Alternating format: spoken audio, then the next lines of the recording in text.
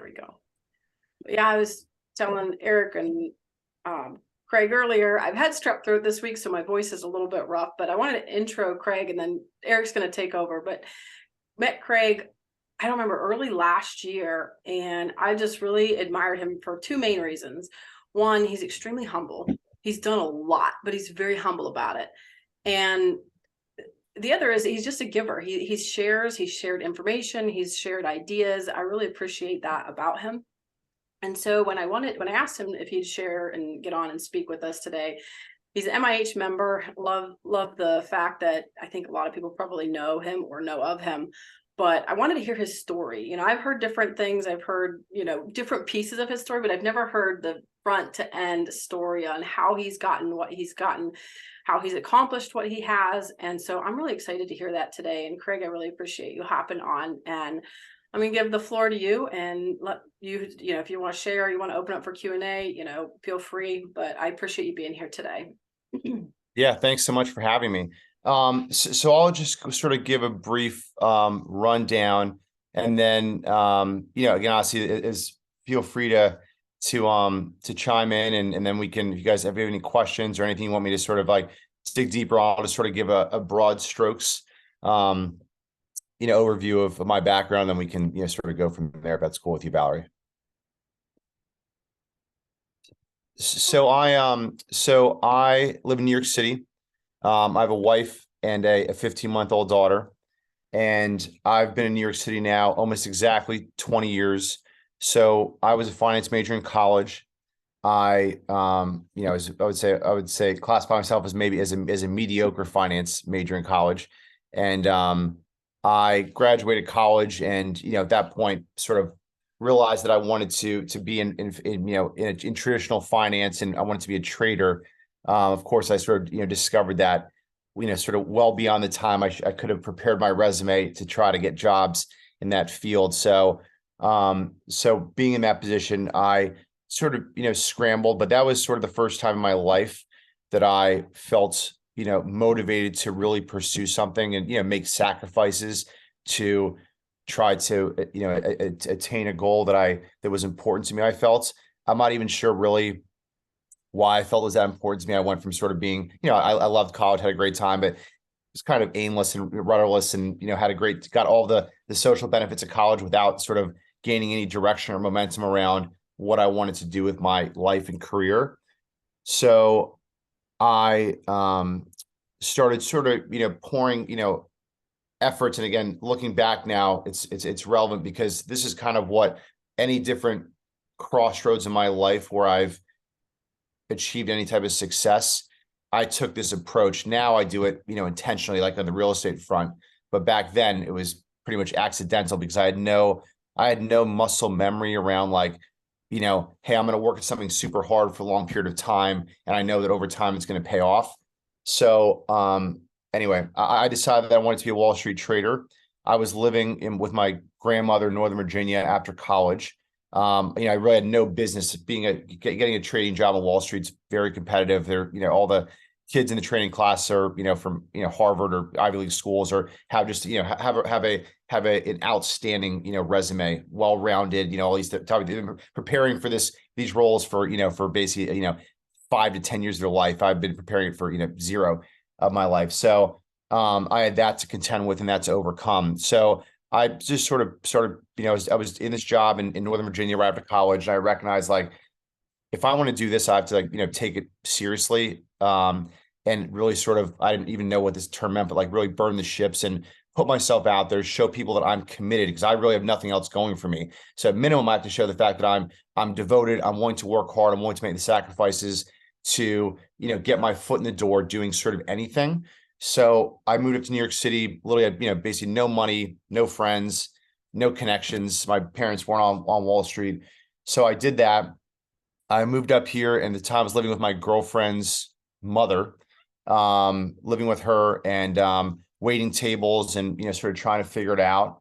And then so it went from sort of that couch to then living with my other friends, parents. My girlfriend from college broke up with me. So I moved to my other friend, another couch in the same town in northern New Jersey. that just sort of gave me access to the city. So I was like literally like cold calling people on trading desks, just like doing all sorts of, just a variety of things to try to get in front of anybody. I would literally see people on like CNBC, which is the financial, sort of network. I would see people like on TV and like try to find their names on the internet and phone numbers, like, and reach out to them and ask if I could like come in for coffee, like all these sort of, wild tactics just to get in front of anybody. So eventually I got a alumni from my college, Virginia Tech, which, does not have any sort of like, did not, especially at the time, has no sort of beachhead on Wall Street. And I got in front of him and was like, was persistent and, built rapport with him to the point where he felt comfortable over the course of months, getting me in front of someone in HR, and I interviewed and ended up getting a job at, basically the lowest rung imaginable. I was basically like literally getting breakfast, doing all the, whatever grunt work, basically like the worst grunt work and most intensive grunt work imaginable, literally getting people like breakfast, like doing also any random task that anyone had on their plate they didn't want to deal with. And I took that on. I took it on with like, it was sort of with vigor and with enthusiasm, and was like, again, I'm not sure what changed in me from not being sort of, being like, I don't know, lazy, but like, not really working hard or anything, to all of a sudden, like me recognizing like, okay, if I'm going to be successful in any way, I have to be the hardest worker. That's it. That's all I got. So I literally, in that job, I was, again, starting that job at a position where there is no direct path to success, right? They are like investing in people with star-studded resumes, and trying to groom and grow those folks into being leaders of their business. And obviously I was not in that category. So I was like, I was like, I was there, 5 in the morning, like basically every day. Sorry. So I was there at 5 in the morning every day, and just outworked everybody. So that was probably the thing I was most proud of. Because, anything else that I've accomplished since then, paled in comparison. It was easy. I was literally at a zero then. Now, anything I accomplish, I have the backdrop of like other successes, other things I can turn to, other things I can like, other things that I can, I have this huge support system, and now I have a network and a family and all these different things. Now everything is easy compared to that. That was by far the hardest. But either way, I worked my way through that, and just, climbed the ranks, was, basically broken directionless, 23. I was a millionaire at 28 from that. So literally just working my ass off. That was it. So I did that for 11 years, and, was successful at that. And, it's obviously sort of a high stakes game. There's so many things I could go on for 10 hours about what I learned from that experience, because that's like, when you talk about like accountability and like all these things, that like, I'm so lucky I was in that environment, because like the expectations in that environment are like as high as it gets. Like I literally can recite some exact mistakes that I made back then from 20 years ago. Why is that? Because like the expectations were so high that like every time I made a mistake, like I knew, and I did not forget, and I didn't make that mistake again. You think about now, how many people we deal with in business, how many people I deal with in business that are like make mistakes over and over and over again type of thing. And so coming from that environment of like, absolute, sort of the highest standards are expected every single second. That's pretty much what's expected. So that was so useful for me. And I think any sort of venture going forward, having that background would be, super, super helpful for me. As for even building teams and finding the right sort of attitudes in people. Anyway, so basically I went from that. After 11 years of doing that, I was like, as a trader through the financial crisis, like some really awesome stuff. I just sort of felt that I was not as like 110% into it anymore. And I sort of felt my attention drifting to like, some entrepreneurial things. And, just was getting more interested sort of in general business versus like, trading, which is very, it's very specific to markets and, securities and different things like that. So I knew that if I was going to, give that the proper attention, that I had to like, that if I knew my heart wasn't in it, that I should basically, I should step away from that before, while the choice was in my hands, while I was still a high performer. So it wasn't like my change in interest wasn't affecting my performance. So while I was still, high performing, doing well in that industry, I left. So I was three large banks. I was at Bank of America trading, then Deutsche Bank, then Citigroup. So I left Citigroup 2014, not knowing honestly what the hell I was going to do, but I just knew that like I didn't want to be a trader anymore, that I wanted to pursue some sort of more entrepreneurial ventures. I didn't really know what that meant, but I was looking at everything from like literally starting, I love dogs. I'm involved in like animal charities and things like that. And I was like being out like starting like a dog food company. Like literally, I'm not sure if you guys have seen, it was like the number one ad in the Super Bowl was Farmer's Dog, which is basically like this like homemade like pet food type of stuff. I mean, I was like literally like experimenting doing that in 2014, which is just goes to show, of course, like having an idea is basically meaningless. You have to like execute. But I was experimenting with different ideas.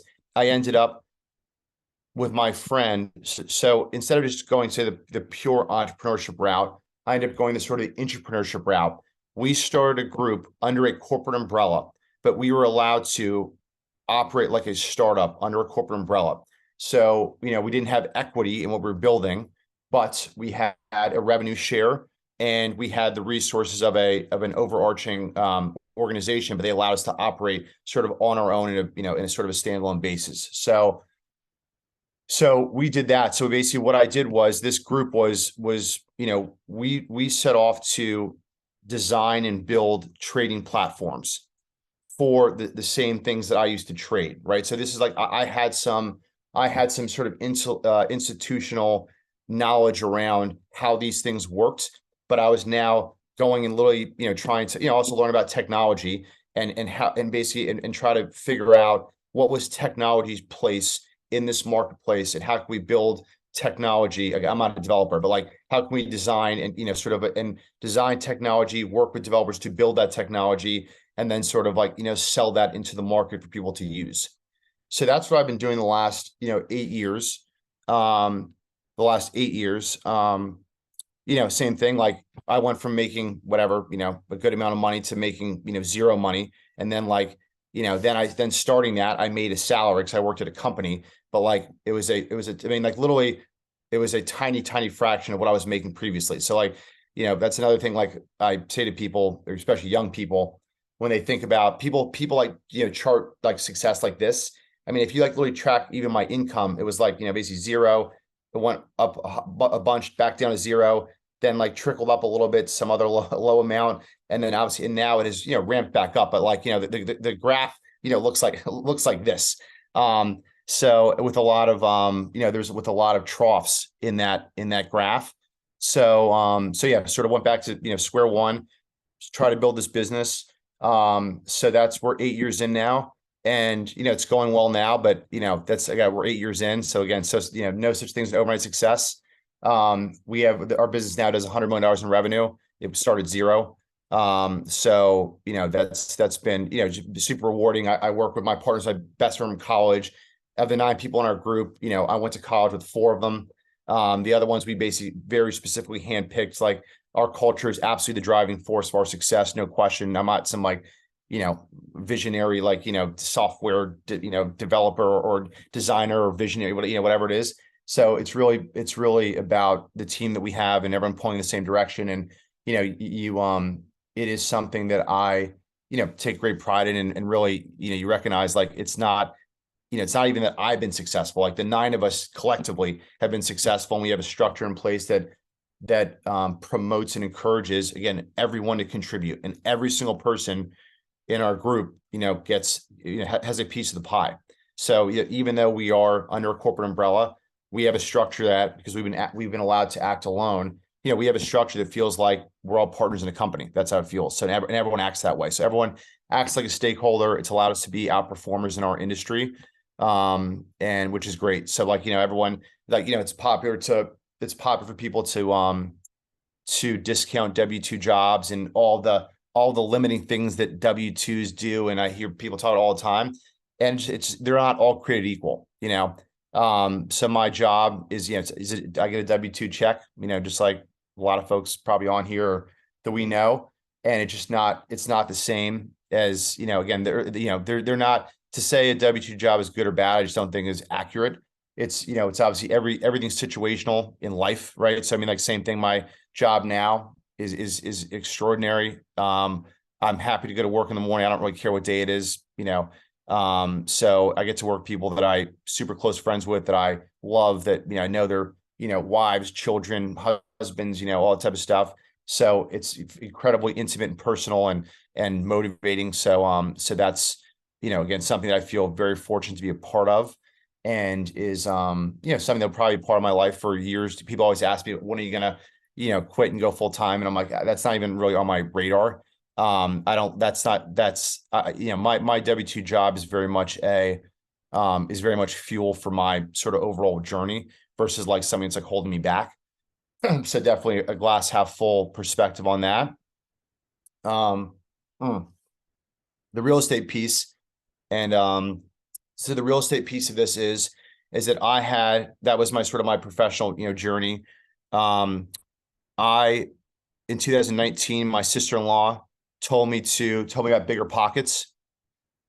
So I started listening to Bigger Pockets, and I was like, wow, this is like interesting and stuff. And, I've always been super interested in real estate, but like in some, in an unorganized fashion. I'd go to some new city. I'd like look at like, Trulia and Zillow, and like I've owned real estate before, but like, not in any sort of organized fashion, not a professional way.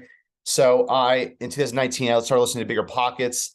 In 2020, I bought a duplex in New Hampshire, and like did the whole thing on my own, like, research markets and all that type of stuff, and bought a duplex in Nashua, New Hampshire. And with a buddy who actually heard me wanting to do this and said, like, let's go halves on this. So I did that. I then joined Jake and Gino, I think in April of 2020.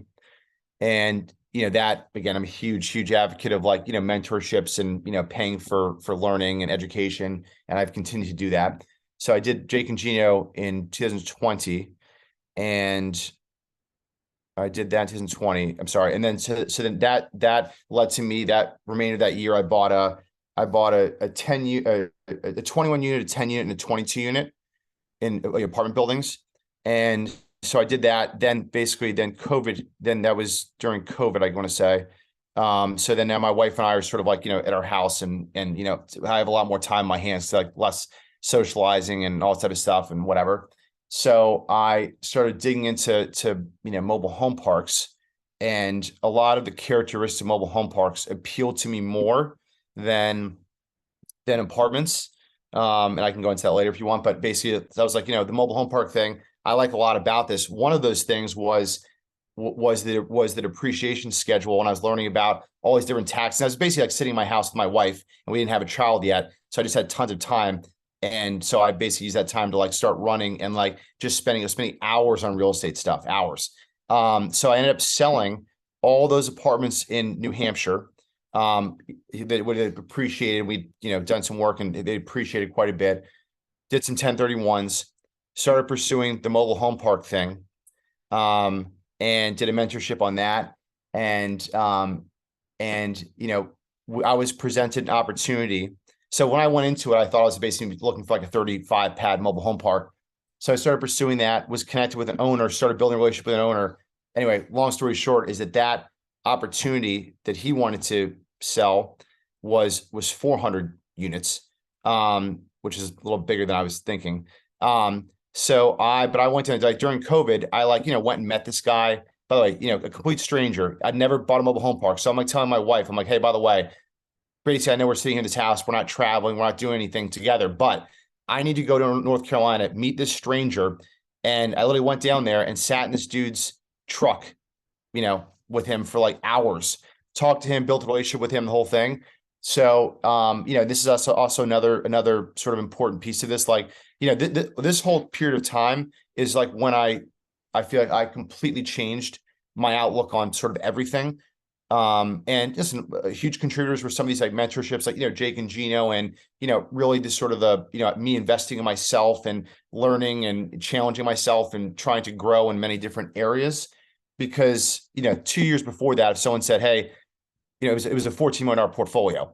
what it was. I thought I was gonna be buying, like, I was looking for something like, when I first met this guy, it was like basically a $5 million mobile home park. Now I had a bunch of 1031 funds from some of the New Hampshire things, but I was already feeling, squeamish about the $5 million thing. So now this grows into like a $14 million, portfolio this guy has, that's his preference to sell the whole thing. So, again, like, I think a couple years before I would have been like, yeah, I can't do this. I'm out. And I, thought to myself, again, based on some of the exposure I had to, like, people that were doing, sort of bigger things and different mentors and whatnot. I thought to myself, like, well, how can I do this? If this is like, if this is a good deal, I should want this deal to be 10,000 units, right? If this is like, if this is really as good of a deal as I think it is, if I'm as compelled as I am to pursue this, I should want it to be as big as humanly possible. Because if it's that good of a deal, like, these they don't come around very often. So I ended up buying that 400 unit portfolio. I put in the majority of the money, myself. I mean, me and my wife's money was the majority of that. And then to bridge the gap, my minority of it, I basically had a few friends that basically chipped in that over the years have been like, listen, just whatever you're doing, like, please let me know if you ever want money. So I went to a few people that asked me, got money from them, closed that. That was 400 units. And that obviously, like, we were sort of off the race from there. So that was, since then, that portfolio, like, we're very geographically focused in the Winston-Salem metro area. We're vertically integrated, so we took on all the property management ourselves. So this is a real, like, baptism by fire. I mean, absolutely, like, in hindsight, now that we're 18 months into it, and I'm glad that I did that because of the entry point of those assets and what it's going to mean, long term for me and my family. But I mean, I was, borderline psychotic. We took over 400 units that were like, by the way, that were like, that were not in good shape, and, bad tenants, all the problems you can think of imaginable with real estate. We had all of those, a pile of them in one shot. And like, it was, first of all, and let me take a step back. All that I'm describing, which was still a shit show, it was not even like I was, I have a partner, a sweat equity partner. It's my wife's cousin's husband that I started talking to. I met him at a family wedding and started talking to him for like a year before I bought this portfolio. He quit his full-time job and went, full-time into this. Without that, I mean, like, that was the key piece of this, right? So, like, I'm talking about me, I'm sitting here on the Zoom, him and all of he did, his work, plus the way that he built a team and mobilized all the people on the team, and has turned people that were like, unsure of themselves into, like, major contributors. That's the difference. Like, that's what made all this happen. This, like, I mean, if it was just like me and a couple, like, sort of role players, it would have been a disaster. Now, again, I bought it right. So yes, I could have been like, wow, I could have put my hands up and said, I can't handle this, and would have sold it and probably made money. But, like, for this to become an asset or portfolio that is contributing to my family's wealth for, decades, what I hope it does, it required all these people in place. Otherwise, this would not have happened. I would have already, waved the white flag and been out of this portfolio. So, and then from there, we built it. Now we're, I think, 625 units in that portfolio.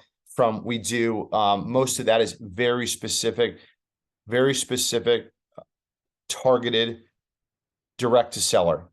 And that is how we've gotten the majority of the deals, because we basically had the 400 and we've been bolting on all stuff within the area. And almost all of that's from us, again, having very specific targets, going directly after them, doing things that are not scalable, by the way.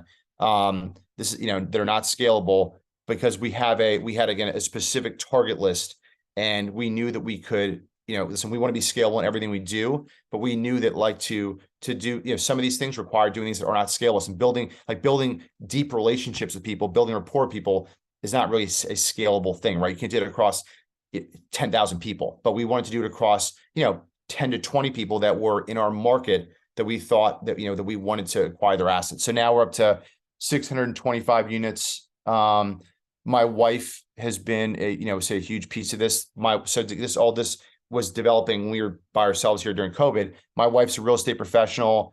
We cost seg everything. We've got, like, so basically, I mean, when I say this, we've gotten, enormous tax breaks from my wife. My wife has, zero, I had zero real estate experience. My wife had, even less, and I was at zero. But my wife is like, poured herself into this. I mean, listen, by the way, for the benefit of the family, I see a ton of people on these calls, all these, masterminds and networks, whatever it is. I see tons of husband and wives or, partners, whatever it is, on these calls, and everyone's like, hey, like, I support, whoever they're with. And which, like, it's great to have. Obviously, the emotional and spiritual support is the encouragement is a huge deal. I have that. But in addition to that, real estate, people talk about it, but I think a lot of people don't actually go all in on it. Real estate provides some absolutely outrageous opportunities for tax breaks, right? And so, and not just in like the basic things like, hey, great, I just put $100 on a dinner and, I'm going to write that off against the business. Like yes, that works too, but that's a super, super, super minor thing. Like we have, because of my wife, because I'm a W-2, so I would not be able to do it. My wife literally, was working for 20 years, literally restructured her entire, she restructured her entire professional existence, right? Something she's been doing for 20 years. She restructured her entire professional existence so that she had so that her work schedule was more like a consultant versus W-2, so that she had the flexibility in the eyes of the IRS and just in her life to put the proper time towards real estate so that she could be a real estate professional. And literally as a result of that, I mean, we're going to get back millions of dollars that will never, ever, ever go back to the IRS. So I'll never just sell them and take the profits. I mean, that's not my plan. So, I mean, that's a super real thing that, like, I think people don't recognize. Again, obviously not everyone, not everyone's going to do that. I totally get that. But to really think like, hey, if someone in this family is a W-2 and the other person has any opportunity to, any opportunity and they want to, of course, listen, I'm not advocating for any of these things. I'm just saying what we've done in our family. And it is, I mean, I can't overstate the financial impact it's going to have for our family. We have a daughter forever. I'm talking like, literally, again, I'm happy to go deeper into this, but like, this is something, again, even now people focus on like the limiting stuff, like, oh, wow, well, like bonus depreciation is only 80% now. I mean, that's a shitload still, by the way, like, so we're going like, we are still this year, people are like worried about all sorts of stuff. We're buying mobile home parks, we're buying, investing in buying RV parks, things that literally where we get enormous bonus depreciation, right? That's going to be all against my W-2 income because of what my wife does. So again, I cannot overstate, how impactful that can be. If, and again, I think a lot of people talk about it. I don't hear many people doing it.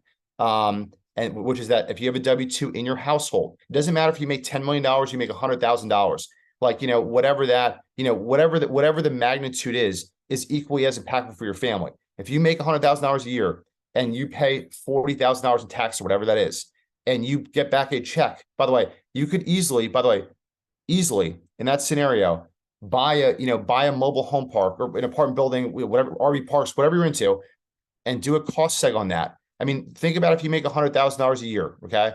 How often do you receive a check for, $33,000 or something? Probably never, right? So that's what would happen if you buy something and get losses that cover your income, and also I live in a shit area for this. I live in New York City. I mean, like, if you live in like some of these other states, you might literally get back almost all of your taxes. Listen, I'm not an accountant, but I'm just telling you, like, this is not like theoretical. I've done this. I mean, I've gotten back a 7-figure check from the IRS, right? Literally right in the mail, So, and I say this not because my wife and I are, we're doing something that anyone could do because it's irrelevant. People say, oh gosh, well, you make money and it's not, it doesn't matter. I mean, the point is like, whatever your income is, I mean, like, what if you just got back 100% of the tax or 90% of the tax you paid? I mean, who wouldn't want that, right? So it's doable, right? It's possible. I'm not saying it's possible for everyone, but it's definitely possible for more people than then they're actually are executing on this now. And this is like the best thing, when I say this is like the best thing, ever, really. My accountant who is an absolute stud. I mean, these guys are, doing taxes for billion dollar, New York developer type of things. They're practicing their methods on people that I'm a complete, mutt compared to the people these guys are dealing with. They're practicing their methods on people, high stakes people. And it works. All this stuff works. And again, but I said, this is not even being aggressive. This is not we don't push the envelope, by the way, at all. I'm sure we could be doing more. But these are basic, these are basic tax tenets of real estate that, again, that people are not maximizing, right? They're doing the basic stuff. Oh, awesome. We've had to fix a door. It's $46. We're going to write off against it. That's, that's a piece of it. But there are much more impactful, this whole cost seg real estate professional thing. Every person that has anyone in their household that is, is encouraging, is behind the cause, right? It should, it just be a discussion. I'm not saying you should do anything. I'm saying it should at least be a discussion. So my wife and I discussed this. My wife's done this, literally, my daughter's 15 months old. So she doesn't, understand this, but at some point she'll be old enough to understand, our family is going to be wealthy. That's the reality. We're going to be wealthy, and we're going to be able to say, this is mom and dad did this. Mom and dad basically got in the trench together and figured this out. These are things these are available to every American, and mom and dad got in the trench together, figured this out, worked as a team. Is it not easy? I mean, is it easy? No. I mean, trust me, there are times, that, we're my wife's crying at dinner, basically yelling at me. That's happened. I mean, more than once, but by the way, those struggles exist in any relationship, even if you're not doing this, right? So I mean, so this is if anything, I mean, it's brought us closer together. I mean, this is everything we're building is a combined effort, right? We're both all in on this. I mean, literally, my wife had a job, that she was all in on, just like me, for 20 years, and literally changed this whole structure so she could do this, and it's going to end up making our family millions of dollars. So, anyway, I'll stop there. I apologize. I didn't mean to go that long. That was a very, very long story about myself. But anyway, so really, I'll say this is that I'm extremely passionate, excited about the whole real estate piece. As much as I love my job, I'm excited about my job because it allows me to super aggressively invest in real estate and invest in myself, invest in my wife, all those type of things. So we basically, I pretty much take the money I make, and I'm constantly just thinking about how can we deploy this, into the system we built for tax savings and future wealth. That's basically it. So.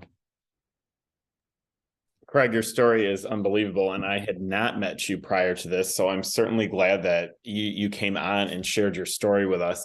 Can you share with us some of your thought processes on why you like mobile home parks versus multifamily better as an asset class?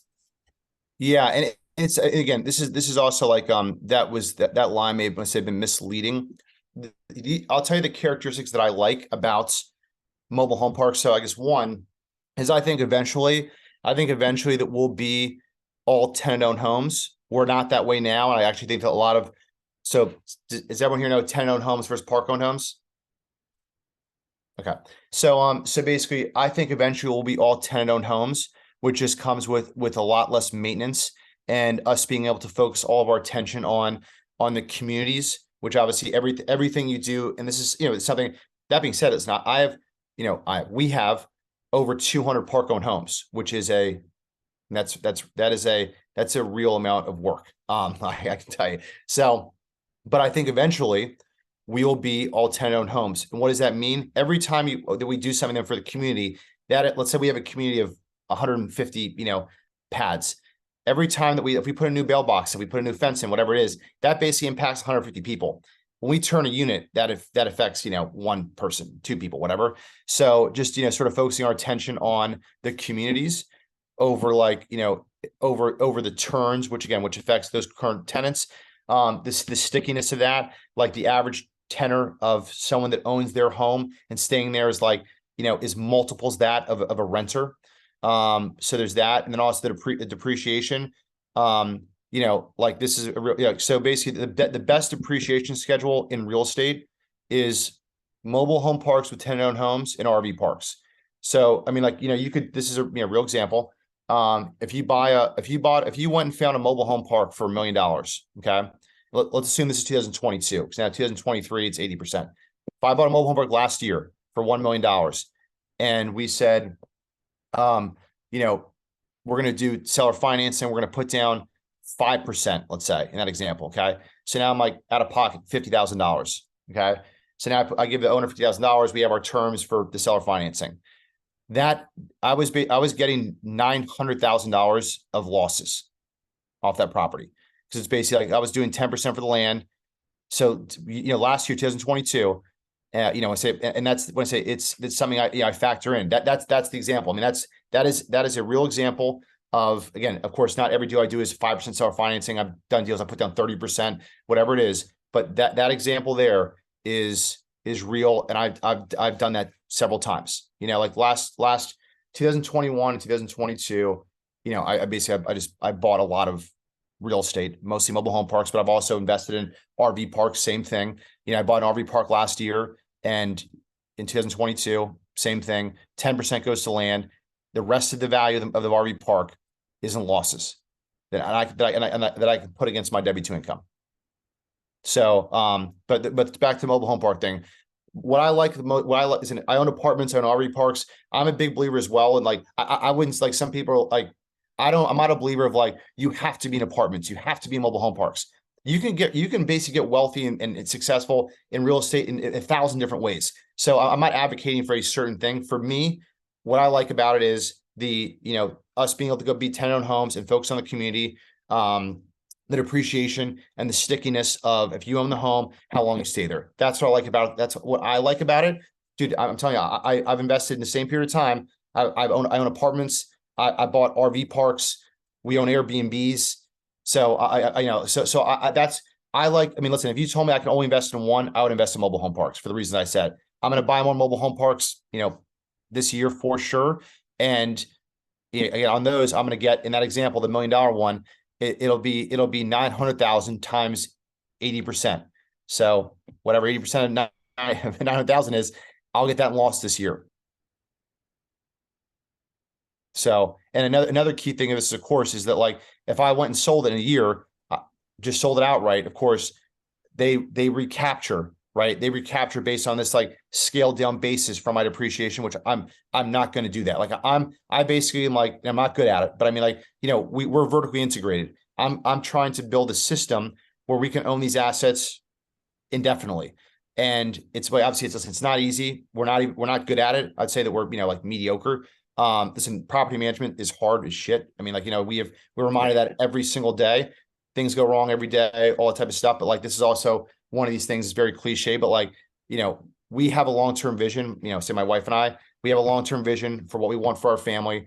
I'm not going to be like, I love my job now. I'm 42. I'm not going to be like riding a train and commuting to work like in 3 years if I don't want to do that. And my wife doesn't want that for me either. And, so this is all part of a longer vision. So yes, property management presents all sorts of problems. And like running businesses creates all sorts of problems. At this point, it doesn't even bother me, not because like I'm so patient or I'm so zen, but because like I know that we're on the right path. It's part of the process, so. That's awesome. I mean, that's awesome. How I have actually, I guess this isn't a personal question, but it's kind of a personal question.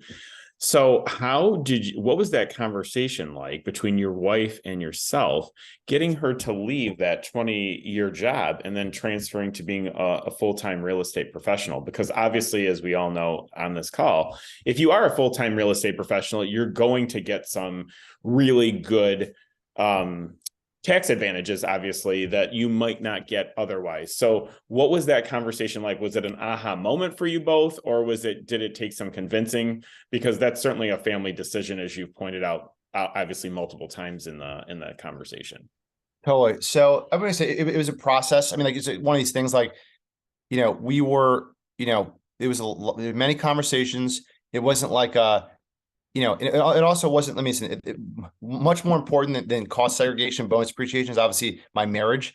So this was certainly not like a. This was certainly not like a hey, like you should do this, type of thing. So my wife is very supportive, very smart. I basically, presented to her, like I said, there are some super unique opportunities and things I'm learning that could be, extremely beneficial for us. Listen, my wife loves what she does, so she did not like give that up. She basically just, she was like, like a sort of a W-2 full-time in the office person. She changed to being a consultant. So she still does, she's still in that field, just as a consultant. And if you go to a good accountant, they'll tell you pretty much if you have a W-2 job and the government knows, hey, I'm going to IBM from 9 to 5, 5 days a week. Don't even try this. Listen, I gotta say, one of the best, my accountant is excellent, and I honestly trust him, implicitly. He basically, because he doesn't, we don't do anything aggressive. He told me, hey, listen, dude, don't even think about this. This is like, if you think you're going to do this, I get it. You put a lot of time in and stuff, but like, don't even try it. They will come after you for sure. So, but with my wife, he said, listen, if you are not in a W-2 job, and again, my wife is now instead of a W-2 employee, she's a consultant. He said that's a 100% possible. And he said, on top of that, the fact the amount of real estate you guys are buying, if she's in a non W-2 job, like the getting the hours will be easy, right? It's a matter of like one of you has to be in a structure that makes the time spent on W-2 plausible to the IRS. So anyway, so basically it was many conversations. She, listen, by the way, it takes serious trust and faith. We literally, it's no joke. We started doing this we closed on this place in June 2021. We're in April 2023. We got back our first check. Now it was sizable. We got back that first check from the IRS on this, 6 weeks ago or 2 months ago or something.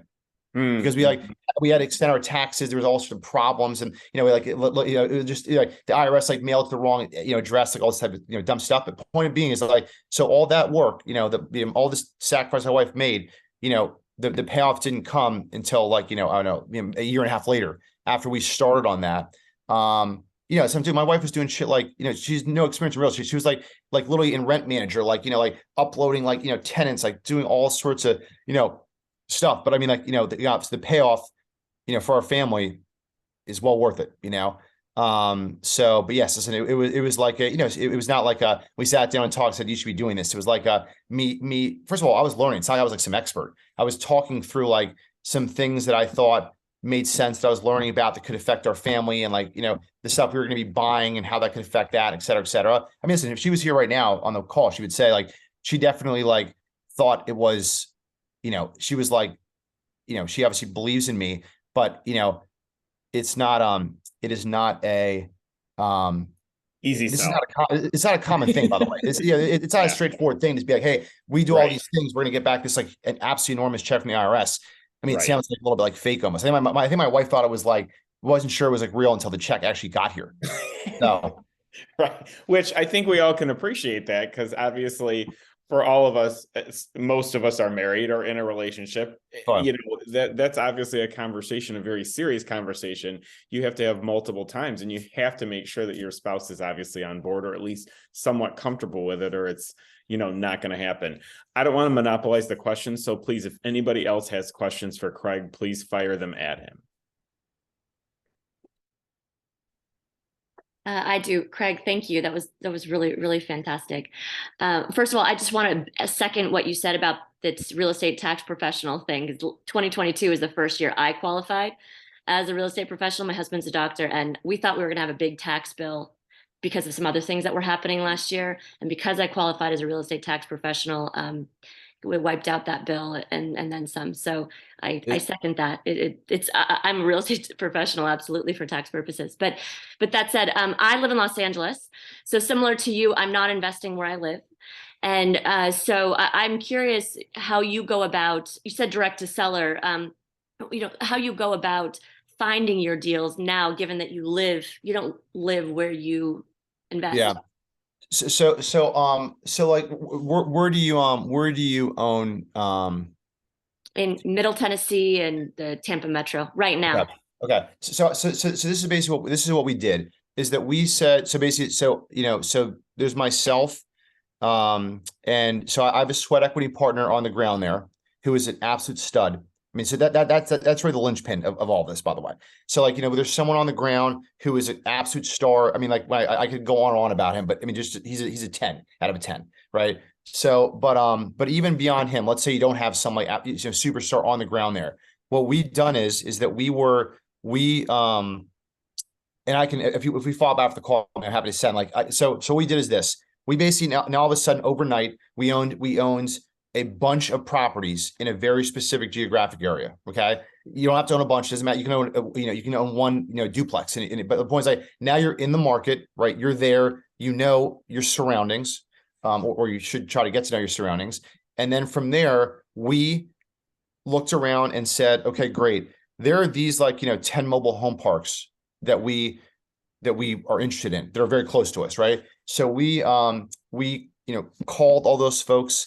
At that point, our approach is completely different. Like we're calling and we are speaking to them like a neighbor, a peer, whatever. Hey, I just want to call and introduce myself. Like my name's Craig. Like we own the park right behind like Bill's truck stop. Blah blah blah.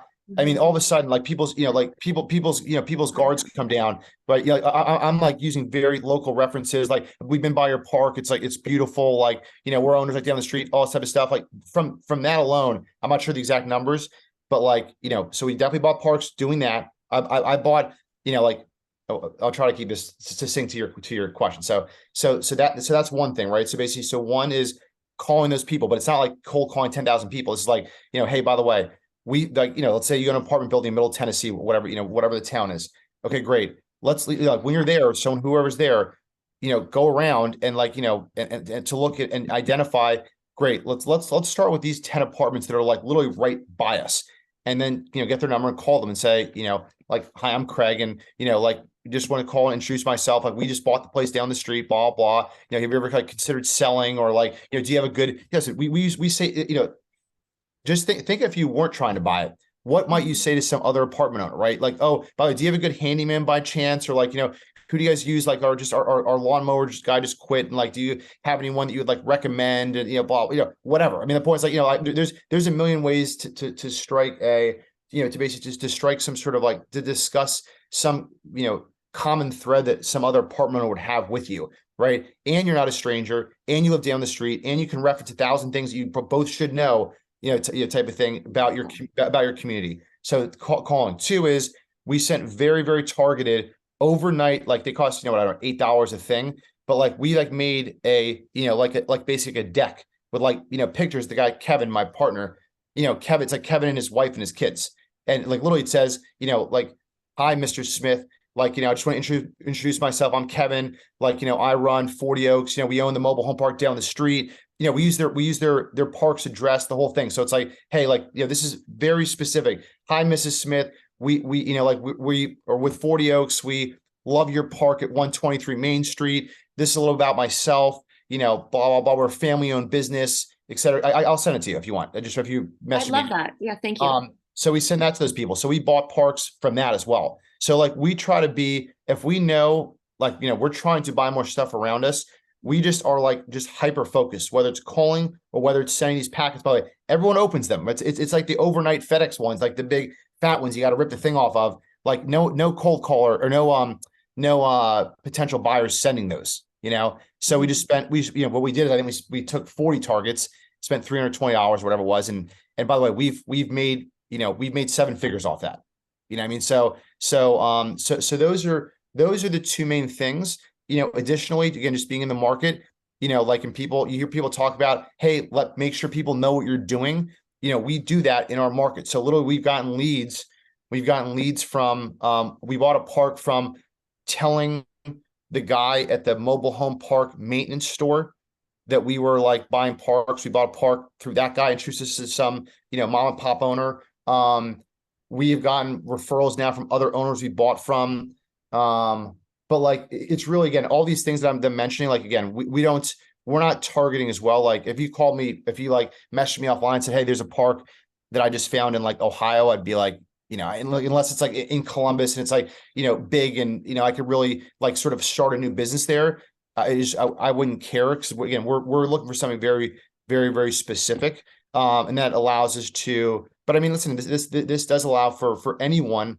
I would encourage, there are definitely benefits of having, sort of economies of scale in an area. And by the way, you're way more, human approaching folks. I mean, I bought in things, no joke, I bought in things accidentally because I literally called an owner and immediately was able to establish rapport, through, referencing people's names that he knew. Hey, we bought a park from Karen Rhodes down the street. Oh, I know Karen's, husband who passed away, blah, blah. So all of a sudden now this guy's like talking at me for like 40 minutes about, his life and how he's, all this stuff. I ended up through that conversation because he's like, we're not really ready to sell our mobile home park, but we're trying to sell. We have 13 cabins in Boone, North Carolina. I ended up buying those from him off market, way below market, by the way. And honestly, I'm sure I'm buying his mobile home park when he's ready to sell it. And I still have a great relationship with the guy, the whole thing. So, yeah, so that's really, that's how we do it. Again, would that be effective? You say, hey, Craig, how can we buy 10,000 pads across America? Of course, that method doesn't work for that, right? So that's for us, and we'd like to have, whatever. I mean, like, 1,000 pads, 2,000 pads, whatever, in this area where we can manage it. That's another big piece for us. Like, we want to be vertically integrated. We want to have the management in our sort of in our hands to, again, not that we're good at it, but like at least we understand the standards. And obviously we have high expectations for ourselves for higher standards as time goes on. I mean, we have high standards for ourselves now. We obviously just are not that good at it yet, but like, we want to have the highest standards. We want to be able to say to people, hey, listen, these are literally the best mobile park communities in North Carolina. So yes, are these yes, if you want, $200 lot rents, like, and you want, to live like that's not, we're not competing with that. We want to be an excellent value. We're not going to be the top of the market by any means, but like, we want to basically have the best communities. And by the way, we're already seeing it 18 months in. We have so many incomings from people because we spent, which I think a lot of people don't do. We spent, 6 figures evicting people that were paying rent, but they were the wrong people. So, and that has allowed these communities to basically to change. I mean, of course, we paved roads, put in fences, done all the things, all these symbols of change that people can see. We've also spent a ton of money kicking out the wrong people that were paying rents and turning those units and getting the right people in there. Yeah, great. Thank you. Does anybody I have a else quick have question? any Oh, sorry. questions? I was gonna ask, sorry. Go ahead, Dinesh. Yep. Oh, thanks, Eric. Craig, thanks for sharing your story. This has been really inspiring. Taking things like a couple of steps back, clearly, you're an experienced investor. If you were going to go into a new asset, I'm not, by the way. Okay. Hopefully that doesn't come across the way. I'm certainly not. Great. Well, more experience than me, let's say. If you were looking at a new investment class, right, say short-term rentals or something, could you kind of go through your thought process, like the top 2 or 3 things that you consider when exploring a new asset class? Yeah. So for me, and I've been thinking this a lot recently, is that like, a market, like the market for me is a huge deal.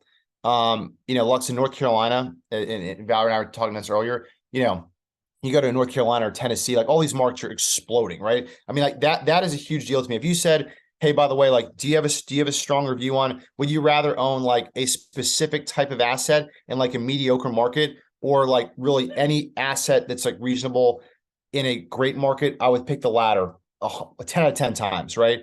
So the market for me is a huge deal.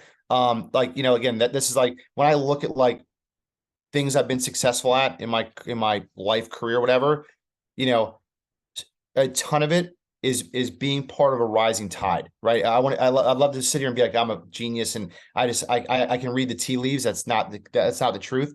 Like, if you can be, exceptional at something and you have the wind at your back, right? I mean, that's like that's the recipe for like, just outsized returns and outsized success.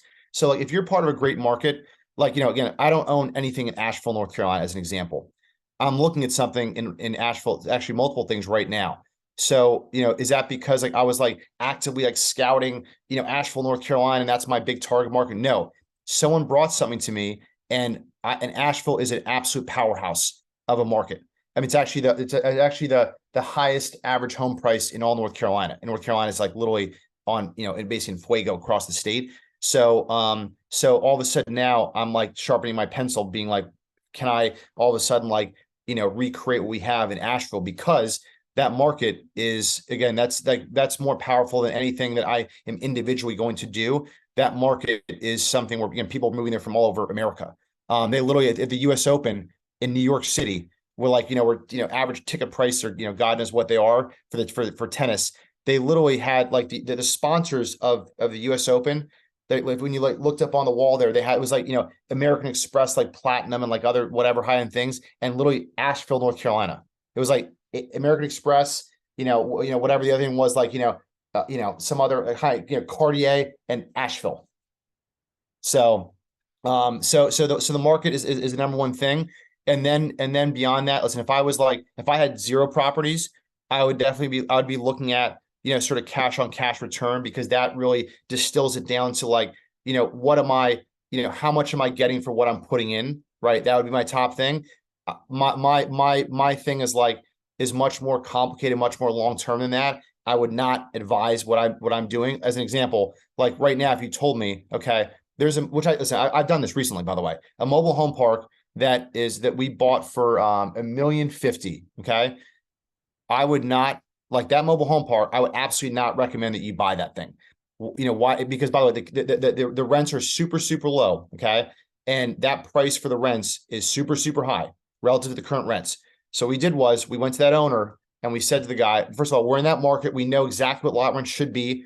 We went to the owner and we said, and this is a person that we literally targeted specifically, built a relationship with. We went to the guy and we said, okay, we love your park. You have a gorgeous park with, tons of potential. We love it, blah, blah. Obviously it's not financeable. Like your lot rents are like 150. They should be like 400. And we said, so here's the situation. This is not financeable. And we're not going to, we don't go in there and jack people's rents. Right. So like for us to get this to a level where it makes sense for us financially is going to take us years, because we're not going to just go in there and basically mistreat these people in the community. Right. So we're going to go in there and we're going to introduce ourselves. We're going to say, okay, we're going to increase the rent over time. This is how we're going to do it. This is the timeline in 6 months, 18 months, whatever it is. But, all those things take time. So, so yes, your park is not even close to worth this now. However, we'll pay you for that amount for this, because we know the market and we're operators here and blah, blah, blah. We got some like super attractive seller financing deal. Okay. It was $1,050,000. There was no park owned homes. So I'm going to, we 1031 into that. I'm going to get huge amount of depreciation from that. And then, yeah, in 3 or 4 years, that's going to be an absolutely gorgeous park cash flowing money. But between now and then, we're going to see, like, again, I'm going to get a huge tax write-off and a huge check from the IRS, but like, that's going to cash flow, let's say 0 for, maybe a couple years. So I would not suggest that anyone on this call buy that, but for us, it makes a ton of sense. For me, it makes a ton of sense. I'm going to get $100,000 bonus depreciation. I use 1031 money to buy it. And it fits in our portfolio perfectly. And we know that because we investigated the entire area and we specifically targeted this owner. Awesome. Thank you for that. Sure. Does anybody else have any questions? Because we are approaching the 10 o'clock hour. So if anybody needs to drop off the call, we certainly understand that. I just want to thank Craig again for being on our call. He was absolutely fantastic with all that he shared, and it was awesome hearing your journey. If people still have questions, please ask. Craig, thank you again so much. Yeah, no problem. So someone put in the chat about cost seg. Cost seg studies. I use Boomer on everything. I can send. I use Boomer on every single thing.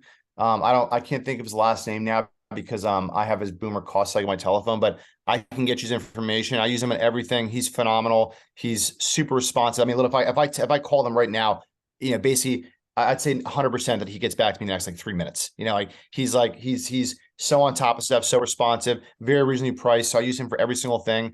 Also, I want to say is that nothing I'm saying on this call, nothing I'm doing honestly is proprietary or anything. Like if anyone wants to ask me for any of these things, like, of course I know we're out of time, but like if there's anything I mentioned on this that is helpful to you, and you have any sort of follow-up, feel free to reach out to me. I'm happy to share anything that we're doing with anybody. I can put in the chat. I'm gonna put my cell phone number in the chat and my email so that if anyone has any questions, they can do that. There you go. And unless there's any other questions, I guess that's probably it. I'll jump in, Craig. Yeah. Fellow New Yorker from JFK. How are you? Good, man. Good. So I was talking to Marco, actually had mentioned your FedEx letters to me a while back, and I have a very specific, like you, I have a very specific list of properties that when those sellers say yes, I already know I want to purchase that property. Yeah. Like it's met my macro criteria. Yep. Flood zones, crimes, all of that stuff. Unit count. What are you included in your FedEx letters? Right? Like it's a photo of the family. It's kind of like your bio of it's who you are. Exactly. Who we are, what we're doing. Something compliment about their park, depending on who it is. Like we sort of tailor them. Like if it's something where we know, sometimes we'll put an offer in there, what it looks like, seller financing versus traditional bank financing. It just depends how sometimes we send like sort of a teaser. This is who we are. We're super interested in your park. We'd love to take you to lunch or a cup of coffee and meet you and talk about it. Or some of the ones we like actually put together, like, offers. We could pay you $2 million. This is why. This is what traditional seller financing. This is what traditional financing looks like. This is what, bank financing looks like. And, we have different offers for, of course, making the seller financing one look more attractive and et cetera, et cetera. Right. So, Right. Yeah. But those are the main things about us, about the company. And we include in the about us, we make sure to include at this point now, we talk about how pretty much like that we're a dream to work with, not in those words, of course, but like, because, and we have references of other owners we've worked with, just even say, hey, by the way, feel free to call. We have reference we can give you of people that would, that are in your same position that would attest to the fact that we made the we made the transition for them very easy. And we do, which is incredible. We got a referral from one of those people. We literally, they let us give out their information so that other owners can call them and ask them. That's pretty awesome. Yeah. Hey, Craig. Yeah. Would you mind sending a packet over if I pay for whatever the packet costs, shipping and whatnot? I would love to see what a physical packet looks like of that overnight FedEx packet. Oh yeah. I mean, I'm happy to do that you don't have to pay for it. I'm happy to do that. I've never sent one myself, but I can tell the team to send one. Can I just text you my address? Sure. All yeah, right, of course. Cool. Thank you. Yeah, no problem.